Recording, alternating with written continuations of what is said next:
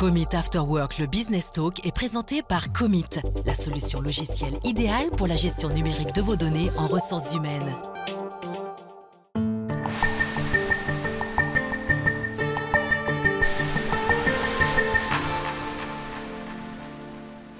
Cela semble toujours impossible jusqu'à ce qu'on le fasse. Cette devise de Nelson Mandela, c'est aussi la préférée d'Eric Fromentel. Elle l'a guidé dans sa vie et dans sa carrière, l'a mené de Paris dans notre région. Il est aujourd'hui CEO de l'entreprise VOH à Courtelary. Eric Fromentel, bienvenue. Merci. Pourquoi cette citation de Nelson Mandela fait autant écho en vous? Simplement parce que pour avancer, il faut se lancer des challenges. Si on n'avance pas, on reste sur place et puis finalement on s'ennuie. Des challenges, vous avez eu l'occasion d'en avoir plusieurs dans votre carrière. On va le voir. Nouveau challenge en date, le poste de CEO à l'entreprise VOH à Courtelary depuis bientôt 1 an. C'est une entreprise qui est spécialiste de l'équipement horloger, principalement.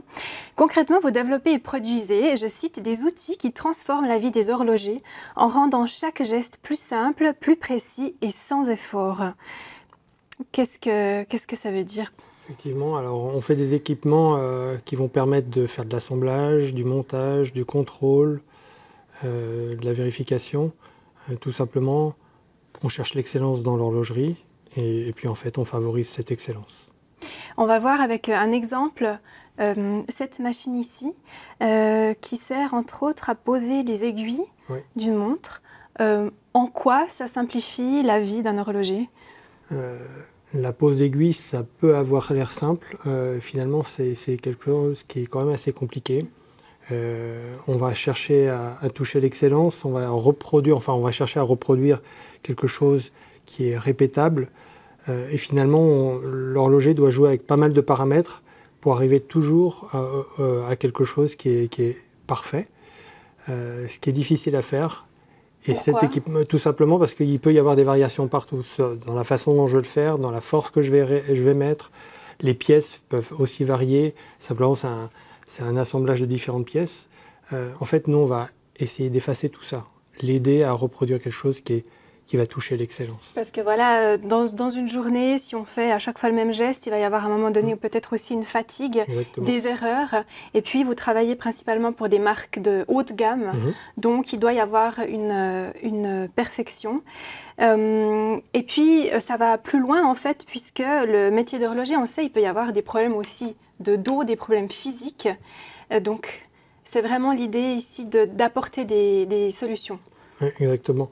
L'ergonomie dans le métier de l'horloger, on le voit, hein, c'est un positionnement qui est très statique assez souvent. Et en fait, l'idée, c'est si c'est statique et en plus il faut faire des forces répétées, en fait, c'est compliqué. Et en fait, ce qu'on essaye de faire, c'est véritablement de tout ce qui est souffrance et répétition. Si on peut faire le geste qui est pénible, où ça demande de la force pour la personne, en fait, ça va lui transformer la vie. Donc là, un autre exemple de cette machine, c'est cette espèce de petit souffleur qui va enlever les poussières dans les montres. On dirait une sorte de petit monstre avec c'est des accoudoirs. Alors ces accoudoirs-là, justement, ça va aider en fait la morphologie, qu'on soit grand, moins grand, qu'on ait des bras d'une certaine façon. L'idée ici, c'est véritablement d'avoir quelque chose de smart, c'est-à-dire en quelques mouvements, on fait un réglage qui va s'adapter d'une personne A à une personne B, et puis si la personne veut changer d'établi et venir sur cet établi-là, il peut régler très très rapidement. Finalement, on peut se poser la question, mais pourquoi ne pas développer une machine robot qui va tout simplement remplacer l'être humain? Là, on a une précision claire et nette. Alors tout simplement parce que en fait, ce que VOH cherche à faire, c'est de valoriser l'humain, valoriser l'expert horloger. On n'est pas là pour le remplacer, c'est dans l'ADN de la société. C'est un horloger qui a créé cette société et on garde cet ADN de dire on va valoriser ce savoir-faire d'exception. Il y a d'autres sociétés qui font certainement très très bien une automatisation pour remplacer les gens et nous on cherche plutôt à valoriser le savoir-faire. Et ça fait partie de l'image aussi des marques de luxe de dire on a encore un être humain qui est là. Exactement. Vous avez, avant de diriger VOH, fait une longue carrière chez Straumann à Villeray, le spécialiste de l'implant dentaire. Vous avez fini par diriger le site de Villeray qui comptait à ce moment-là 850 personnes à la fin de votre carrière. Et vous passez maintenant à 35 collaborateurs, collaboratrices. Ça veut dire que vous faites un autre métier là? C'est un autre métier, c'est une autre dimension humaine. C'est quelque chose où on peut être plus à l'écoute des gens. 850 personnes, on est très très loin, il y a beaucoup de couches hiérarchiques. Là, on minimise les couches hiérarchiques pour être vraiment au contact des gens et puis de favoriser en fait le développement personnel. Et vous disiez, vous serrez la main chaque matin à chacun de vos collaborateurs et collaboratrices. Et vous me disiez en quelque sorte que vous êtes un peu un élément perturbateur. Dans quel sens ? Tout simplement parce que les gens sont la tête dans le guidon et quand ils arrivent, ils commencent à travailler. Et moi, quand j'arrive, j'aime bien qu'on se pose un petit moment. Je les vois individuellement et puis ça me permet de me mesurer l'état dans lequel ils sont. Est-ce que tout va bien ou pas? Donc il y a la place pour converser, pour avoir chaque jour un petit feedback. C'est une échelle donc familiale, cette entreprise VOH, à bien des égards, puisque elle a été créée en 1995 par un couple, Daniel et Richard Vaucher, d'abord à Tramelan, dans la maison familiale, si j'ai bien compris. On les voit ici à l'image derrière, avec devant les 3 nouveaux directeurs, dont vous au centre CEO. Quelle était l'idée à la base de cette entreprise? L'idée, c'était de reprendre une société qui faisait principalement du négoce et de la revente de petits matériels pour l'horlogerie.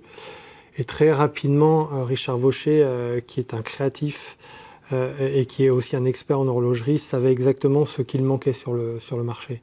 Et donc, il a commencé à concevoir et définir en fait des équipements qui pourraient aider l'horloger à s'améliorer et toucher l'excellence dans sa pratique quotidienne. Et dans les années 90, on sortait d'une longue crise horlogère. Donc, c'était aussi son idée de développer des outils qui, pendant longtemps, avaient été un petit peu, on va dire, laissés de côté pendant cette crise. Donc, il fallait rattraper les choses. On travaillait avec des outils des années 60 encore. Exactement. Donc, pour aller de l'avant en termes de performance industrielle, en fait, il a commencé à définir et développer des choses qui pourraient aider grandement les horlogers à modifier leurs pratiques quotidiennes. Alors, presque 30 ans après la création de l'entreprise, Daniel, Richard Vaucher et leur fille Nathalie Mercier-Vaucher vont faire appel à vous pour reprendre les rênes. Comment ça s'est donné?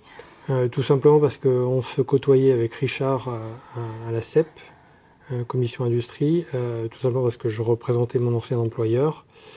Et que simplement je lui ai dit que je quittais cet employeur pour chercher à faire d'autres choses. Et lui a été en réflexion depuis un moment pour essayer de passer le flambeau. Et une conjonction, les bonnes étoiles se sont alignées et puis finalement on s'est coopté mutuellement. Et puis votre expérience, on va le voir plus tard, est mise aussi au service de ce virage pour aller vers une industrie 4.0. On va en parler plus tard. De travailler avec cette famille qui est quand même encore qui siège encore au conseil d'administration, ça met une pression? Écoutez, non, parce que ça se passe en bienveillance, tout simplement parce que en fait, ils ont les valeurs de la société, c'est véritablement la continuité, c'est de travailler dans le temps, c'est pas travailler sur du profit à court terme. Donc c'est comment travailler pour développer sereinement l'entreprise. Donc finalement, toute leur expérience, je peux en bénéficier et on peut échanger. Ça me permet d'être plus serein pour me projeter sur l'avenir. Il y a 30 ans, au moment de la création de VOH, vous êtes sûrement loin de penser que vous allez un jour vivre en Suisse et travailler pour l'horlogerie. Oui, j'étais sur la région parisienne à cette époque-là. Voilà, là vous avez grandi donc à Paris. Vous venez de quel genre de famille? Alors je viens d'une famille qui vient du nord de la France, qui a été dans les premières années de ma naissance, qui était agriculteur, et qui a migré sur la région parisienne pour travailler dans l'administration. L'agriculture, un monde que vous connaissez aussi puisque vous alliez travailler dans la ferme de vos oncles. Exactement, pendant les vacances, pour comprendre ce que c'était que de travailler en fait et créer quelque chose. Et ça vous plaisait? Oui, oui. La nature, quand on est sur Paris et Quand on se retrouve à la campagne, c'est un autre monde. Vous aviez envie de faire ça plus tard, agriculteur? C'est là où je m'épanouissais. Donc j'avais imaginé peut-être petit, peut-être de devenir agriculteur un jour. Mais vos parents n'étaient pas tellement chauds. Non. Non. Ils avaient peur que ça soit trop difficile. Oui. C'est un monde, voilà. Déjà, il faut avoir une exploitation, il faut avoir pas mal de choses. Et puis quand on décide d'aller sur la région parisienne, c'est pour changer d'ambition pour les enfants également, hein, en termes de développement, en termes d'études, etc. Et vous étiez quel genre de petit garçon, on vous voit ici? Assez timide, assez effacé. J'ai une sœur qui a 10 mois et 3 semaines de plus que moi. Et en fait, je vivais un peu dans son ombre. Donc, voilà. Presque des frères jumeaux, en fait. Presque. Une sœur jumelle. Vous aviez assez tôt aussi développé un esprit mathématique qui va vous mener vers l'ingénierie, c'est ça que vous alliez étudier. Et vous disiez que jeune homme, les gens ne vous comprenaient pas toujours. Et ça vous perturbait. Alors c'est clair que lorsque on est ingénieur, et si on se dirige vers quelque chose où on fait vraiment que du calcul toute la journée, finalement ça peut aller. Cependant, j'ai choisi de m'orienter vers la production, vers l'organisation des flux. Et là, il y a l'humain. C'est pas que des machines, c'est l'humain. Et quand on est ingénieur, la façon de communiquer est peut-être pas optimale avec les humains. Et c'est pour ça que vous vous êtes dirigé ensuite vers une formation de psychologue d'entreprise. Oui, exactement. Pourquoi? Tout d'abord pour combler la façon de communiquer, la façon d'accompagner le changement. Quand on est ingénieur, on dit on veut aller du point A au point B et puis il suffit de suivre. L'être humain, c'est pas comme ça. Quand depuis des années je fais la même chose, finalement il faut essayer de comprendre la personne pour l'accompagner, pour lui donner une nouvelle perspective, comprendre pourquoi je dois le faire en fait. Et ça je comprenais pas en fait. À partir du moment où j'avais expliqué, j'attendais que les gens puissent simplement exécuter. Et ça marche pas comme ça. Donc cette formation vous a été utile, on va le voir en fait dans toute votre carrière, vous allez être un peu en parallèle entre un coaching, psychologie d'entreprise et votre métier de dirigeant dans les métiers plutôt microtechniques. Vous allez, dans les années 2000, faire la connaissance d'une Suissesse. Voilà pourquoi vous êtes arrivé en Suisse. Une comptable vaudoise, Marika Monod, qui vivait alors dans le Val de Travers. Et vous allez décider en 2003 de venir vivre en Suisse. Vous passez de Montmartre à Noiregue. Oui, c'est l'amour. L'amour vous pousse à faire des choses que vous avez sous-estimées peut-être. Simplement, on s'est rencontrés. Je travaillais, j'étais consultant. Je travaillais sur Paris, mais j'avais un client qui était sur Neuchâtel. Et en fait, on s'est rencontrés. Et en fait, il fallait faire un choix, finalement, parce que ça durait. Soit elle venait sur Paris, soit je venais sur la Suisse. On a essayé l'un et l'autre. Et puis la meilleure... Elle avait aussi une fille. Donc ça nécessitait encore d'être sur place. Donc finalement, je suis venu vivre ici en Suisse. Et donc, vous avez aussi joué le rôle de papa ? En partie. Et comment s'est passée cette acclimatation en Suisse, très sincèrement?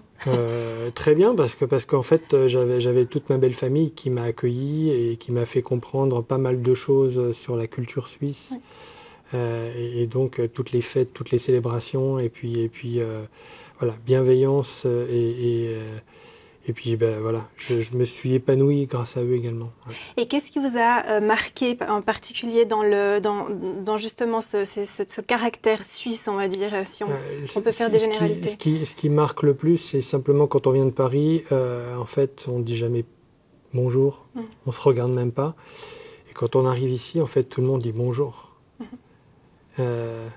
Et ça, c'est à la fois choquant, mais à la fois super agréable, en fait. Et des avantages, des points négatifs? Vous aviez un peu de la peine? Points négatifs disons que j'ai passé mon permis de conduire sur Paris et j'avais l'habitude de faire un petit peu n'importe quoi comme un Parisien au volant. Et quand je suis arrivé ici, j'ai vu qu'il fallait laisser passer les gens sur le passage et qu'il fallait simplement respecter les règles. Donc j'ai dû réapprendre un petit peu à conduire, on va dire. Vous allez avoir un premier emploi chez Rolex, c'est comme ça que vous découvrez le monde de l'horlogerie. Et puis en 2005, vous entrez chez Straumann où vous allez passer justement 18 ans dans des positions de manager pour la plupart du temps. Et puis alors, on va vous proposer à un moment donné de devenir coach en culture d'entreprise. Qu'est-ce que ça veut dire concrètement ? Tout simplement, on avait un CEO à l'époque pour le groupe qui avait amené pas mal de changements et qui voulait accompagner l'ensemble de l'entreprise à aller à un autre niveau. Et en fait, on peut le faire en mettant des indicateurs, en poussant, en mettant de la pression. Ou alors on essaye simplement de se dire, finalement, est-ce que l'être humain et la culture de l'entreprise peut amener finalement à l'excellence, à de la haute performance, à travailler en cohésion, à travailler différemment. Et c'est en fait ce voyage qui a été lancé. Et comment on fait pour arriver à ça ? Vous donnez des séminaires, en fait, partout dans le monde, à des équipes de cadres. Comment on fait en quelques jours pour transmettre ces valeurs-là ? Tout simplement créer une connexion entre les membres d'une équipe. Okay. La plupart du temps, on s'aperçoit qu'en fait, les gens travaillent ensemble mais ne se connaissent absolument pas. Et en fait, ce qui nous permet d'arrêter de nous critiquer, de porter des jugements, c'est d'essayer de comprendre la personne. Et là, on voit des images d'un de vos voyages au Canada, où vous donniez un séminaire. Ça vous a particulièrement marqué, ce voyage? Pourquoi? Tout simplement parce que j'ai eu la chance que ça se passe au mois d'octobre. L'été indien autour de Montréal, c'était juste magique. On parle toujours de ces couleurs. Et c'était des arcs-en-ciel de couleurs dans la forêt, c'était juste magique. Puis c'était intéressant aussi parce qu'en fait c'était une équipe dans laquelle il y avait de grosses tensions, une équipe où il y avait des gens qui venaient de France, qui venaient d'Allemagne et qui venaient du Canada. Ils n'ont jamais vraiment travaillé à se réunir ensemble et à se développer. Et puis on a vraiment passé du temps, on a fait des marches dans la nature et ça a créé des émotions qui ont touché véritablement les gens. Donc ce que vous dites finalement, c'est qu'en créant du lien dans les équipes, on arrive à augmenter naturellement la performance. Oui, parce qu'on arrive à mieux se connaître en fait. Et on arrête de porter des jugements comme on le fait tout le temps en fait. Votre travail de coach s'arrête au moment où on vous demande de devenir directeur de la production et puis au final directeur du site de Villeray. C'est une période où Straumann grandit énormément. En 2022, 250 personnes sont recrutées. Vous disiez qu'on vous a poussé avec aussi des côtés intéressants pour vous, mais à l'ultra-performance. Et qu'à un moment donné, vous n'en pouviez plus. Oui, mais c'est clair. En fait, recruter 250 personnes, aujourd'hui, on le voit depuis quelques années, quand on parle de recrutement, c'est compliqué. Compliqué pour quelques personnes, dizaines de personnes, des centaines de personnes, ça devient très, très compliqué. Et de pouvoir conserver une dimension humaine où on respecte les gens, voilà. On arrive forcément à des limites. Ce qui est juste normal. Vous avez eu aussi physiquement des problèmes? Vous étiez proche du burn-out à un moment donné? En tout cas, je pense que j'ai eu des signes. Oui. J'ai eu quelques signes qui m'ont montré que voilà, il fallait que je me pose des questions pour où est-ce que je voulais aller dans le futur. C'est quoi les signes auxquels on doit faire attention en particulier? Tout simplement, on n'arrive plus à récupérer. La façon de se concentrer, elle est plus la même. La façon de réfléchir, le cerveau ne tourne plus tout à fait de la même façon non plus. Le fait de dormir, il y a le cerveau qui tourne en permanence. Donc voilà, il faut être vigilant à ces signaux-là. Et là, donc, vous décidez de justement reprendre les rênes de VOH. Et puis, on fait appel à vous aussi pour votre expérience dans l'industrie 4.0. Donc, c'est le virage que vous allez aider à prendre davantage encore. Qu'est-ce que ça veut dire, l'industrie 4.0, dans ce secteur-là? En fait, VOH a fait durant le Covid, en 2020, a véritablement fait un gros investissement en recherche et développement pour inclure les notions de 4.0 dans ces appareils. Tout simplement, en fait, on va collecter de l'information, de la data. On va essayer de la rendre intelligente pour qu'en fait, ça puisse aider l'ensemble des responsables de production, les responsables qualité, les responsables d'amélioration continue, en fait, à prendre des décisions. Quand c'est bon, quand c'est pas bon, qu'est-ce qu'on peut faire pour continuer quand c'est bon et qu'est-ce qu'on doit corriger pour que ça le soit en fait. Et en fait, le 4.0, c'est créer une connexion en temps réel de tous ces équipements pour favoriser en fait l'excellence. Et finalement, toutes ces données collectées, à quelque part, elles permettent aussi donc de déceler des imprécisions, la cadence du travail, etc. Est-ce que là, il n'y a pas de nouveau le risque d'aller vers un contrôle des collaborateurs, l'ultra-performance demandée? Alors, il y a différentes façons d'utiliser la data. Alors, ça peut être utilisé à mauvais escient quand on fait véritablement du contrôle. À partir du moment où on a aussi une culture basée sur la haute expertise, et c'est ce qui se passe, je pense, dans la haute horlogerie, on cherche plutôt que de trouver le coupable, trouver la cause racine en fait d'une déviation ou d'une défaillance et de pouvoir la corriger en fait. C'est plutôt trouver quels sont les paramètres qu'il va falloir en fait modifier pour pouvoir être meilleur encore. Vous travaillez, on l'a dit, pour les grandes marques horlogères. On sait qu'il y a de nouveau une crise horlogère en ce moment, notamment parce que la Chine achète moins de montres. Quel impact ça a sur VOH? Écoutez, il y a forcément des ralentissements dans tout ce qui va être investissement. Pour autant, les marques horlogères doivent en permanence continuer à travailler sur l'amélioration, sur l'optimisation des processus. Alors certes, il y a un ralentissement, mais nous, on doit accompagner justement les changements de demain et l'amélioration pour aujourd'hui et surtout pour demain. Donc chez vous, il n'y a pas de chômage partiel ou de mesures? Pour l'instant, on a eu la chance de ne pas être touché par ça. On doit rester vigilant parce qu'on n'a pas de boule de cristal pour nous en assurer. Par contre, voilà, on essaie de valoriser, on continue à faire de la formation aussi au niveau des collaborateurs, de continuer à travailler sur l'innovation et d'être au contact avec nos partenaires. Et c'est quoi votre rêve pour VOH pour ces prochaines années? C'est quoi vos buts? Continuer à accompagner l'innovation pour nos clients, ce qui n'est pas possible aujourd'hui, et c'est pour ça la devise de toujours imaginer une solution sur ce qu'on pense pas faisable en fait. Ce qui n'est pas possible aujourd'hui, dans quel sens? Tout simplement parce qu'il y a des technologies qui évoluent très vite. Vous avez l'intelligence artificielle, mais vous avez aussi dans les processus et les chips électroniques des choses qui n'existent pas aujourd'hui, qui vont exister dans 6 mois, dans 1 an, dans 2 ans, qui vont nous aider justement à repousser des choses qui sont technologiquement pas possibles aujourd'hui et qui le seront demain. Et vous avez des objectifs de croissance aussi? Certes, mais de façon mesurée. Ça reste une société familiale et une fois de plus, c'est la durabilité qui reste au cœur. Et personnellement, est-ce que vous avez là aussi des défis, des choses que vous avez envie de surmonter ou des rêves peut-être? Alors, pouvoir toucher du doigt l'innovation, mais l'innovation managériale. Donc, donner de nouvelles dimensions dans le développement des équipes tout en accompagnant l'équipe de direction qui est une nouvelle équipe et qui grandit au jour le jour. On va reprendre cette devise, cela semble toujours impossible jusqu'à ce qu'on le fasse.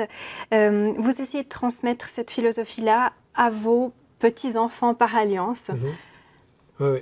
En fait, lorsque je leur demande quelque chose et qu'ils ne le font pas, j'essaye d'apprendre en me corrigeant, en disant comment est-ce que je peux donner du sens à des valeurs ou à des choses que je veux leur transmettre. En fait, plutôt que leur répéter 36 fois, comme on me l'a fait quand j'étais petit, c'est plutôt, voilà, c'est une nouvelle génération où en fait tout va très vite. Hein. Ils sont avec les Natel et faut faire avec. Éric Fromentel, merci beaucoup pour cet entretien. Tout bon pour la suite. Merci beaucoup. Et quant à nous, on se retrouve bientôt pour une prochaine émission de ce Business Talk.